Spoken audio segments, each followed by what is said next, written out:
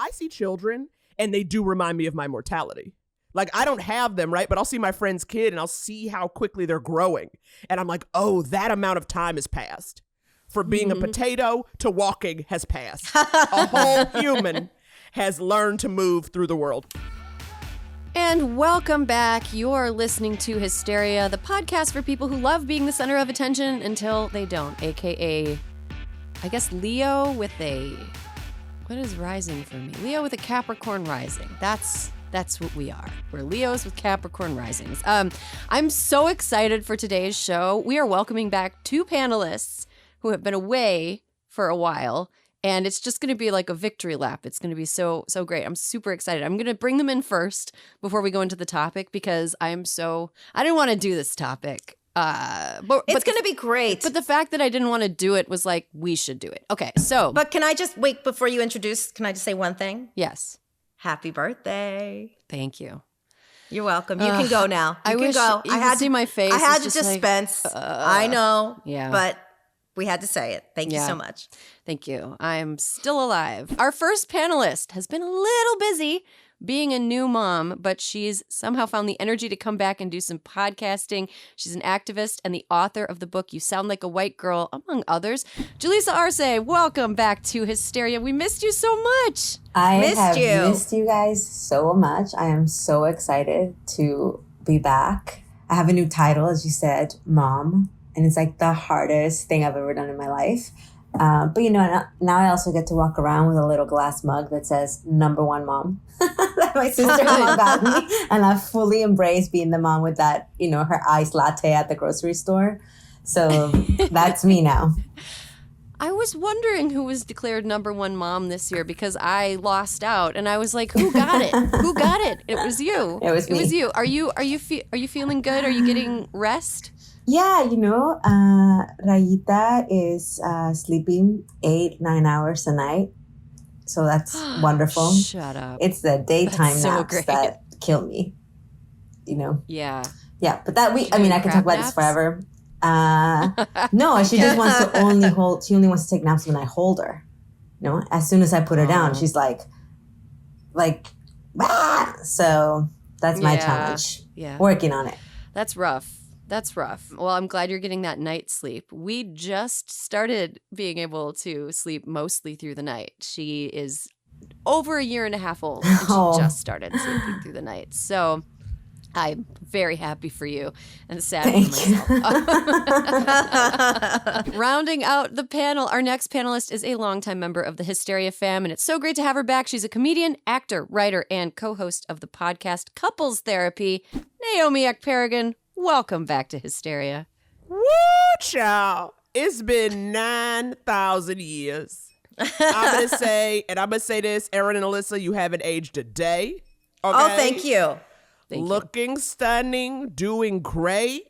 I mean, it's an honor to be back. You know, honey, it takes a double strike. It takes a double strike to get back to home. Naomi, you haven't met me before, but I also haven't aged at all. Since the last time you saw Erin and Alyssa. I believe it. You're #1 mom, and that's part of being #1. Is that you just out here getting 8 hours in the evening, and you just staying youthful. Yep. That's what you gotta do. How are you doing with the double strike, Naomi? You've been picketing. You've been, keeping busy. Oh, yeah, it's real. You know, I don't think any of us were set up for living in historical times. You know, these typing fingers, this attention-getting comedian was not ready for labor action. So I've had to pivot. I've had to grow my skills. I'm wearing a hat that Alyssa Mastromonaco would love. It's large. It is giving you I love protection. A good hat. I love your hat. It is... I feel like I might have to send you one of my own, just in solidarity.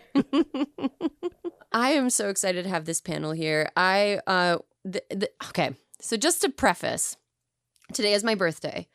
It is that we're recording. It's Wednesday. Wednesday is my birthday, and it's a big one. I am turning 40, and I super didn't want to talk about it on the podcast, and I super haven't wanted to think about it. In the weeks leading up to my birthday, I usually have like anxiety dreams. I hate my birthday. I never have parties for it. I'm not like a birthday week or even a birthday month kind of person. I don't really like it. I've never liked it. And I was thinking yesterday as we were discussing, a topic for the show, the reasons that I am hesitant to talk about it and the reasons that I'm like, that I get so uncomfortable talking about it in my age, turning 40, I'm like halfway through my life, which is nuts, is that even though I've spent so much of my life and so much of my career thinking about all the ways that all the value we place on women in relation to their age, thinking about how that's bullshit, unpacking the ways that like it's sexist to tell women that they're not worth as much as they get older. Even though I've spent all these years thinking about that, I've still internalized it. Like I still have this internalized thing where I'm like, oh, I'm old now. Like I'm old. And I want to talk about what it means to get older and whether or not, how we all handle our own birthdays and like, am I like a bad feminist? Like what's going on? So Naomi, I want to start with you. How do you feel about your birthday and how do you celebrate? Well, I'm actually very much with you on this, especially as I've gotten older. I think kind of once I hit 30, I stopped being as excited about it. My birthday's in December, so I'll be 40 in December. And that also coincides with the holiday, the end of the year. I get very, what do I have to show for myself for this year that has passed? And that kind of reflection and taking inventory is very unpleasant to me. And then it also feels like, I agree, grappling with that feeling of, I am worthy no matter what my biological number is. But at the same time, being conditioned to be in a world that sees you less and less, the less, attractive you are as defined by that society. You know what I mean? Like, certainly there are people who like an old gal, but that's not what we're taught, right? We're taught that like the older you guys, like, you're not fertile looking anymore. You're not hot anymore. I'd love a man on the street to call me sweetheart. I'd love a little sweetheart, but I'm getting old. Girl, I've been ma'am for 10 years now. Ma'am, can I help you, ma'am? Okay, Naomi, first of all, I saw your wedding photos and your skin is glowing in them. Flawless. So I don't know what you're talking about, but I do know what you're talking about because it doesn't really matter, like, to me, what people tell me, like, oh, you don't seem 40, you don't seem middle-aged, you don't seem whatever. Like the people, I don't really, that doesn't really do anything for me. You know what I mean? It doesn't permeate. Mm-hmm. I'm a armadillo shell of self-hate and you can't get anything, can't get anything in there. But I think the self-assessment thing is real. It's like having a quarterly review, except it happens every year and it's you being your own boss and being like, what have I done? Am I wasting my time? I don't know. Julissa, how do you feel about your birthday and birthdays in general? I love my birthday. I love to celebrate with some Julissa. I am definitely that person that's like, it's my birthday month, it's my birthday week, and I want to have different dinners with different groups of friends, and I want to have a big blowout party. And I just, I love a good celebration. I love celebrating life. And I think I've actually really looked forward to getting older.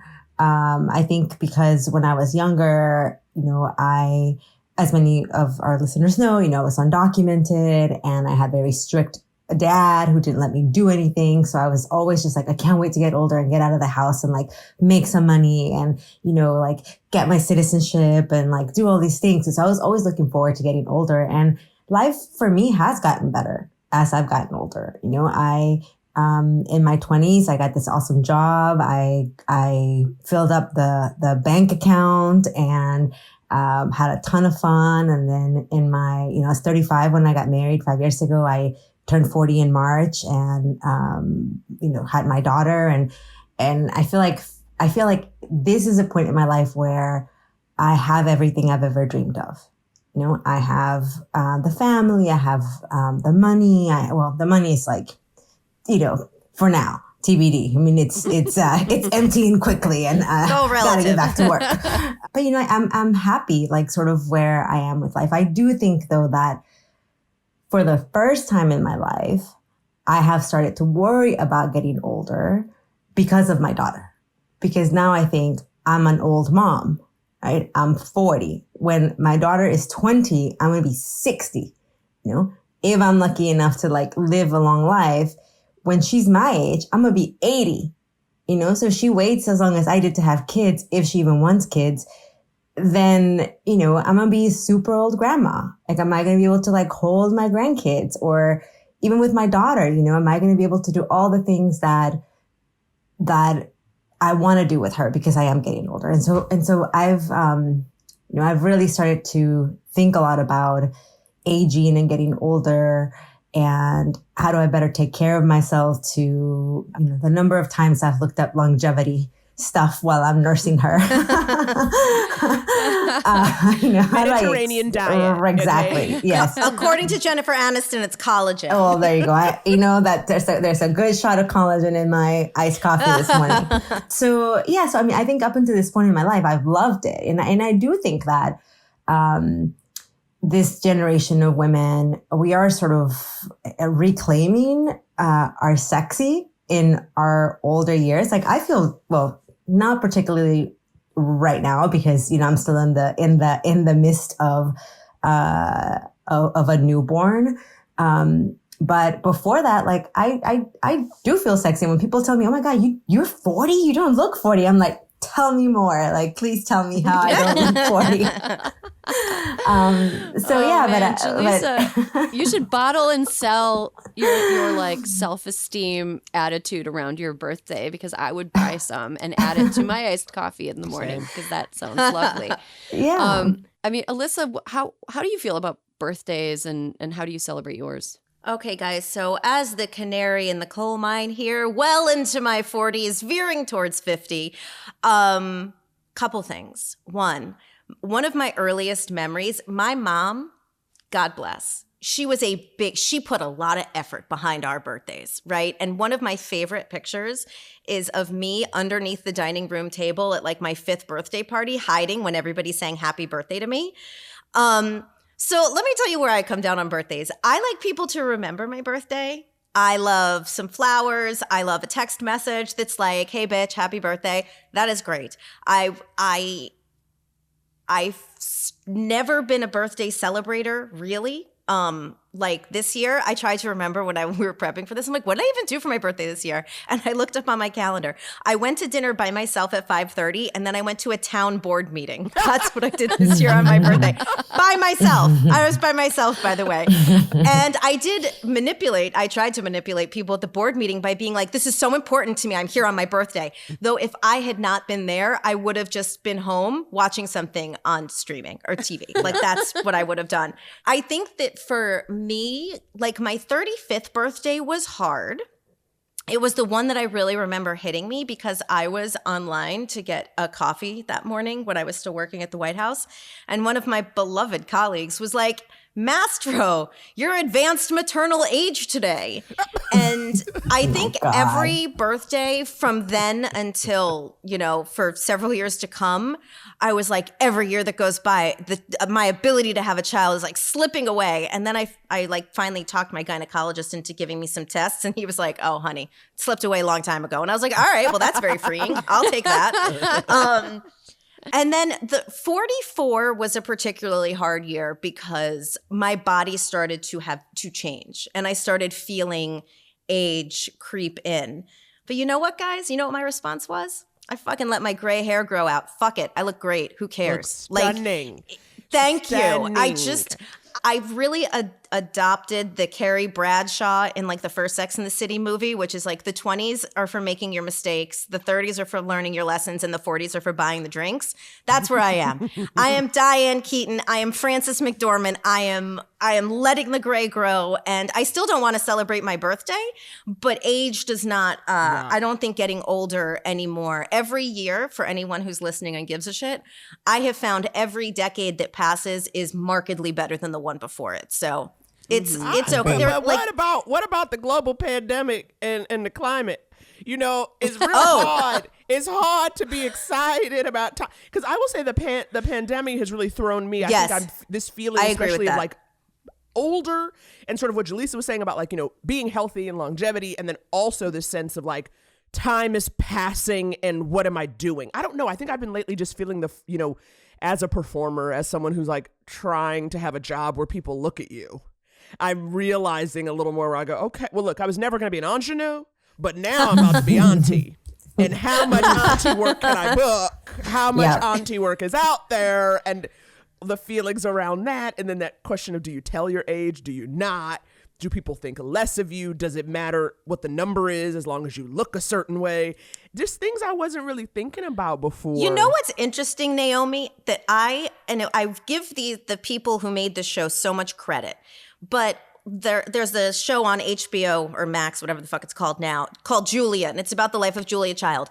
And they make the point, and I think the first episode, that Julia Child didn't become Julia Child until she was in menopause. Oh, and it's like by highlighting stories in that way, like that is something that I had never considered or thought of or even knew. Mm-hmm. And so I think there are more aunties out there than I think that we have ever paid attention to. Mm-hmm. Yeah. I think a lot of some of the aging stuff when it comes to women, people dealing with female hormones, is that like our hormonal fluctuations are not understood by medicine at large. They're just now starting to sort of understand the way that hormonal fluctuations like impact us and like how difficult it is to live with those things. You know, when just, you know, pregnancy and having a child and that whole process there are ways that it fucked with my head that I was like, nobody warned me about this. This is crazy.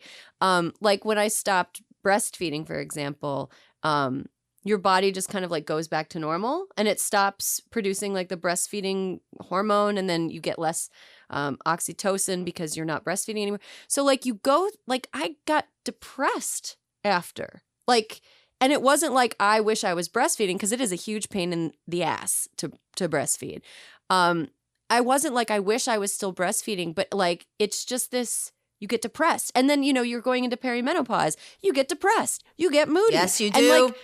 And doctors are like, I don't know, why don't you try exercising? And like, nobody else has any other solutions. And like, exercising is good. I'm going to say that. I started, you know, after, you know, I had my kid. It's really hard to find time to do any kind of exercise at all. And I just a couple months ago started exercising regularly again, and I do feel better.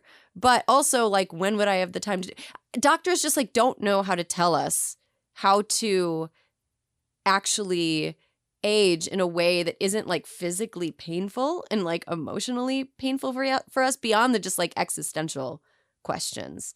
Mm-hmm. So that's Well, I'm going to pose a question to me and Alyssa as childless women, because it does seem like, because one of the things both of you are talking about too is this sense of when you have a child. I'll say this, I see children and they do remind me of my mortality. Like I don't have them, right? But I'll see my friend's kid and I'll see how quickly they're growing. And I'm like, oh, that amount of time has passed. For being a potato to walking has passed. A whole human has learned to move through the world, literally. And I'm like, okay, Erin and Julissa, do you feel that? Does it make you feel more like, oh my God, time is passing, look at what this creature is doing? As I sort of said in the beginning, like I definitely think a lot more about, oh my God, one day I'm going to die. You know, to just go super dark. We're just going super dark. We're going dark right now, guys.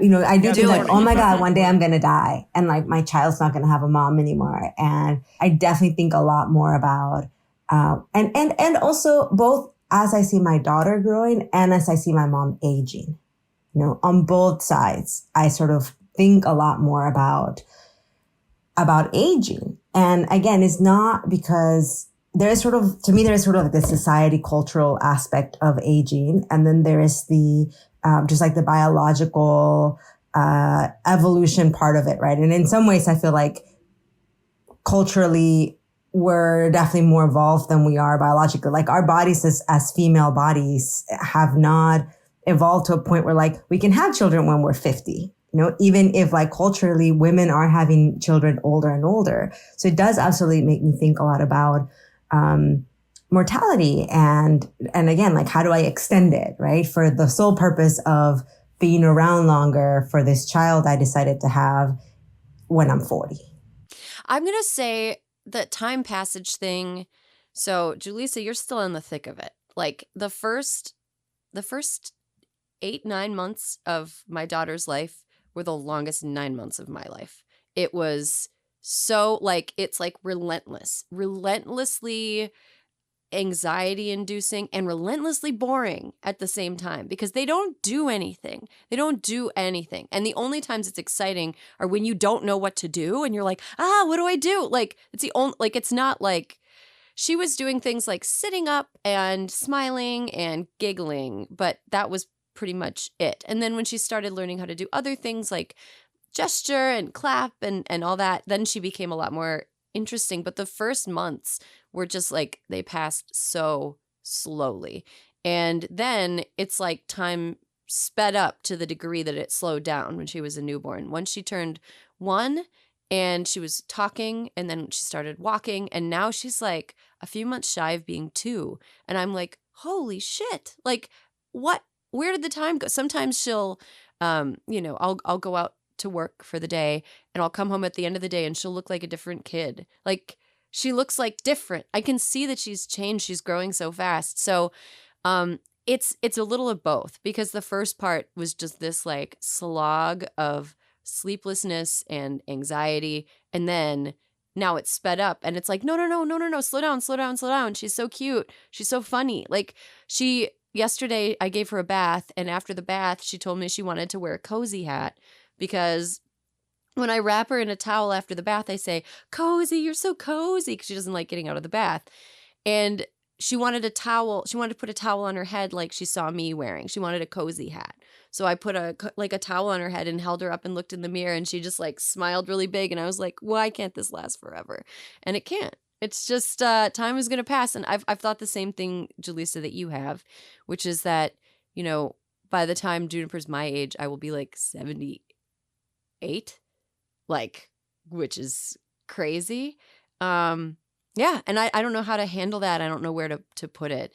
And it's weird to think about. And and it's sort of like, I want to slow it down. I want to be healthy, but I also don't want to. I used to work in a nursing home when I was a kid. Not a kid, like in, college, early college. No, I love the idea of an 11-year-old Erin walking through, playing bridge, asking people if they need water. Totally.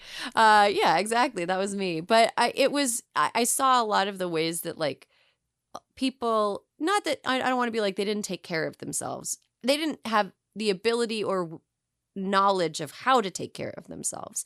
And sometimes something just bad happened and they ended up in a nursing home. And I don't want to have years and years of low quality of life in a healthcare facility either. Like I want to be a bat. Bats don't age. Yes. Bats can live for decades and decades and decades and still reproduce up until they just really? Get a fungus and die. Yeah. Unless they're in my barn. Yeah. Oh, yeah. Then you're taking them down. Yeah, you're taking them down. They're gone. Yeah. They said bye-bye. Yeah. But no, it's like, I want to be young until I die. And then I just want to be young. Yes.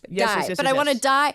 But I want to die at an old age, but I don't want to be old. Like, I don't understand how different. Yes. Come on, medicine. No, it's like I want to go like I let my cats go. They enjoy every minute of life up until I let them go so that they are not ever having one day that is less amazing than the days before it. That's how. But like I think as a I don't know. You know how we say like man child? Well, I think I'm like a lady child sometimes because I'm like my mom. When my mom was my age, I was 21. Yeah. I was a junior in college. You guys, I could not have a 21-year-old. Yeah. Like it would be not remotely possible. I am still kind of an animal. You know what I mean? I'm like, that's the thing sometimes I'm like, when I'm like, fuck, what have I done with my life? My mom, I was 21 when she had like next year, in my birthday, if I were my mother, I'd be attending a college graduation and my other child would be going to college. It's like, that is the thing that sometimes really trips me up. And I'm like, shit, what have I mean, I got some cats. I've had some good jobs, but like, what have I done with myself? Well, Alyssa, if you're asking that question, what hope do the rest of us have? I'm sorry, Naomi, go ahead. No, I'm just wondering because I feel like because I don't have kids, there is this pressure to bring us to birthdays to make everything sort of kind of in a way what you said, Alyssa, where you're like 40 just for buying the drinks, that it's supposed to be like everything's a blowout, everything's I'm fabulous. thriving. Yes, exactly. I do agree that being child free, you have to be like, look at the upside of my decisions. And yes. Sometimes it's like just fucking life, like this life brought me here. It's not like it was a series of decisions necessarily that I made. But Naomi, I do feel that way. Like I have to be thriving if I am child free, because that is what is expected. If you made that choice, there better be upside, and you better show the world what the upside was. And so I do very much feel that. Yeah. I gotta say, I gotta say, like, the upside of being without children, not having them, is that you just get to continue to have your life that you had before. Like when you have a kid, you don't know how much of your old life you're going to have to shelve or just permanently send off to Goodwill. Like there are parts of your life that just go away forever, and you don't know what parts those are beforehand. And even when you're going through it, you don't know what you're going to get back and what you're not going to get back. And, there's certain, and like, so dreams that you have for yourself don't have to like suddenly pivot, to a different thing. You can still have the dreams that you had before and have like a realistic, there isn't a giant variable in the middle of the equations between you and me plus X equals dreams. Like a child is a huge variable. And you just don't know. It's just a huge pain in the ass. I'm just gonna love it. I will add to that. And, again, like Rayita is 3.5 months. So she's, little. So I'm like still, like, as you said, Erin, in the thick of it, right? And I remember the first week back from the hospital, crying in the bathroom, screaming into a towel, thinking to myself, I made a mistake. Thinking to myself, what did I do? Like, what did I do? And I obviously don't feel like that when I'm not, have 1,000 hormones in my body and have slept 2 hours in 24 hours. I definitely don't feel like that. I love my daughter. And at the same time, everything you're saying is sort of like, it's sort of like, what does my life look like now? Because to me, there is no going back. Like that's one thing, that's one of the hardest things. Like there's no going back. There's my body's not going back. My life is not going back. My relationships are not going back. It's going to be a new thing. What it's going to look like when it all sort of shakes out, I have no idea, but it's not going to go back to what it was. And kind of coming back to the birthdays getting older thing, I had a completely different career at one point in my life. And sometimes I think had I stayed in that career, I would probably be a partner at Goldman Sachs, and I'd have, amazing retirement money. My bank account would be huge, and I might feel more comfortable that I have this daughter, that I have this baby, because my career is in full throttle, right? But because I switched careers into a career that is all up to me, right? Like now I'm a writer, I'm a public speaker, I'm a producer. Like those are the things that I do that there is zero job security for any of those things. And to your point about, who is going to be booking me when I am 60 years old? Like who is going to be paying me to go inspire them when I'm 60 or when I'm 50? Like I do really worry about that. I worry so much about, since I decided to switch careers, now instead of being like a seasoned veteran, banker, I'm like, midway career writer who's done, I've had some success, but I've definitely not had a home run, or at least it doesn't feel like that to me, right? I've hit some singles, maybe some doubles. Definitely, I do not feel like I've hit a home run. And the older that I get, the more that I worry that is slipping away from me. And now I add that unpredictable variable to the equation that I have zero control over, it feels like a lot of the times. And so as much as I can feel very confident about my body, about myself, about getting older, about feeling sexier and really feeling like I'm aging like a fine wine, there's, you know, then there's society and the reality of ageism. And particularly when it comes to women, you know, you can see 60, 70-year-old men working and admiring them. I mean, let's just talk about, you know, let's just for a second take a step back and think about how old our president is. The president of this country. Are you like, yes. He's literally the president. Yes. Like, right. You know, also, so like, Julissa, I just want to flag Nancy Pelosi did not go to Congress until her 47th year. there you go. There are those exceptions. Okay. But I think sometimes, you know, as much as we can draw inspiration from those things, I also think to myself, like, that is 1 in a million. And am I going to be that 1 in a million? Fair. Nancy Pelosi is exceptionally beautiful. Nobody talks about this, but like she is, I think she's like the most beautiful, almost 80-year-old woman. She's like, could be an actress. I want to go to the doctor she goes to. I do Yes. too. I do too, because how did the shoes she wears? My God. I think everything is Julissa, perfect. You're really hitting the nail on the head with why I think I was so hesitant to talk about this and be like, I'm 40, because I work in an industry, a couple industries. I've got tentacles in multiple places where, like, even though they are like knowledge-based, skills-based industries, they still put a premium on youth. So, like, theoretically, if you're like a screenwriter, theoretically, the longer you've been doing it, the better you are at it. And the more interesting you would be to people who are like trying to staff a show or trying to like get a rewrite on a screenplay or, you know, trying to like pitch on jokes. They're like, oh, this person's been around long enough that they've got this depth of knowledge. But that's not really how it works. There's a real infatuation with youth and novelty. And I get it. I think youth and novelty is super important in trying to create something creative. But also experience is sort of deprioritized in a way that you don't see it really in many other industries. And then also, you know, in doing a podcast, a lot of our listeners are young women, are women who are like younger than 30. What? Okay, I'm leaving. And listen, ladies, you got a lot to learn from us. Keep listening to this podcast. I mean, sometimes I've had to, our associate producer, Fiona, is in their early 20s. And sometimes after they've said things, I've been like, Google. 100% could be when Fiona's mother. Text me, I constantly have to Google whatever little abbreviations or, you know. I have to do that all the time, Julissa, all the time. It's like, what does that even mean?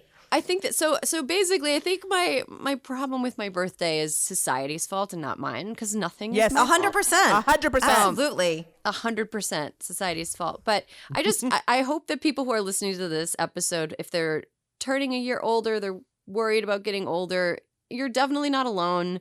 No matter how much work you do trying to get over some societal bullshit about ageism or whatever, you're just never going to really be able to escape it. We're swimming in the water that is just like poisoned with it, and that's just the way that it is. But this made me feel a little better, I think.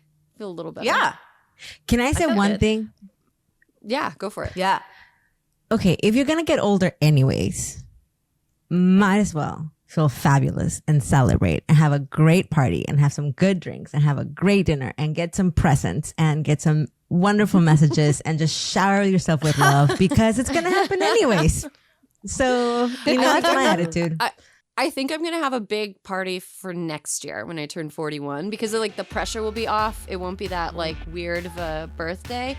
And then I don't know, you'll all be invited, of course, obviously.